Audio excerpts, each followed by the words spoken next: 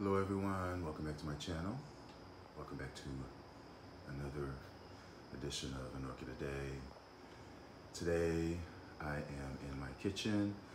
I actually pulled this out of the greenhouse. It's about time that I paid attention to this plant. This is a Phragmipedium Grande. Well, that's what it is. The tag is probably broke off somewhere in the pot. I received this about, it's got to be 2 years ago. Maybe it was a year and a half. And when I received it, it had, this is how I received it more or less. Some of this browning has occurred since in my care, although this is a cooler growing plant, more intermediate to cool. Did I say this was Phrag Grande? Yeah, this is Phrag Grande. This is a hybrid between humboldii and longifolium. And this, yeah, it's a, tag said it was a Windy Hill Garden plant, which is a very good nursery in Missouri. But anyway, yeah, it suffered in my care, but it failed to really do anything. The new growth that was on the plant, which is right here, you can see the leaves browned. Did continue to put up leaves, but the outer leaves were browning. And then it really just stalled. So this week I noticed that it was putting up a nice healthy new growth. So I figured it was the best time to repot this. So what I'm going to do is take it out of the pot right now. And then we'll see what the roots are like. If there are any roots, there probably are not any roots. And looks like it's fairly damp. It's mostly sphagnum, which was a surprise because I thought that it was a mixture of bark. But I can see down in the pot it was all sphagnum.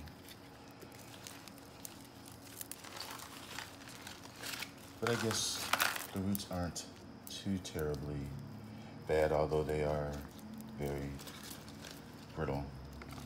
They're kind of breaking off as I try to get some of the gunk off.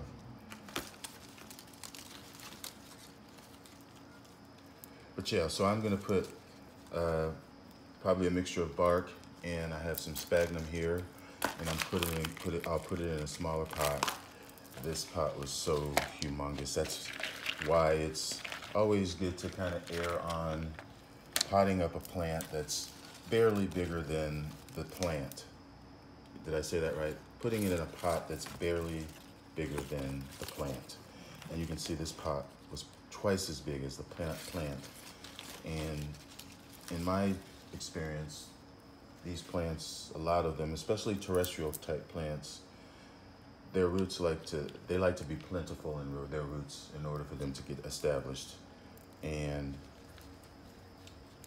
I think they feel more comfortably established when they are rooted in their pot. I think they stand up more erect. They reach more high towards the light. They don't droop over. They don't need support as much. That's just my experience. So yeah, what I would do is I'll clean that up a little bit and remove some more of that sphagnum, and then I'll pot this up in this, and then I'll come back. Okay everyone, and I'm back, and this is the plant potted up. So it just has some of those peanuts in the bottom, then it's got a mixture of sphagnum and bark, as you can see. Again, this is Phragmipedium Grande. Now when you look on the culture, it says cool to intermediate temperatures, bright indirect light, should be watered with clean water, and I think that's the reason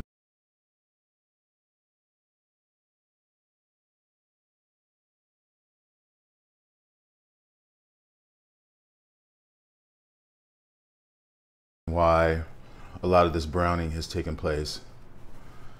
It is, well, this happened in the last fall. I had the plant outside and water got down in here.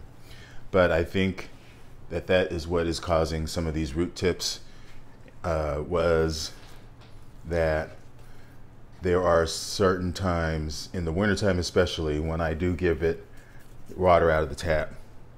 And this year I'm going to try not to do that, because I think the plant suffers. They do need as pure water as you can give them with little to none fertilizer. They are very light feeders. So that actually might be another reason, because I tend to feed all of my orchids at the same strength, and apparently these do not like heavy fertilizer. So, and I know I fertilize heavy in the summer, so I need to back up off of that. But that's the end of my repot and my Orchid a Day episode for today. Again, if you've enjoyed my video, press the like button and subscribe, and enjoy your orchids, everyone. Thanks for watching.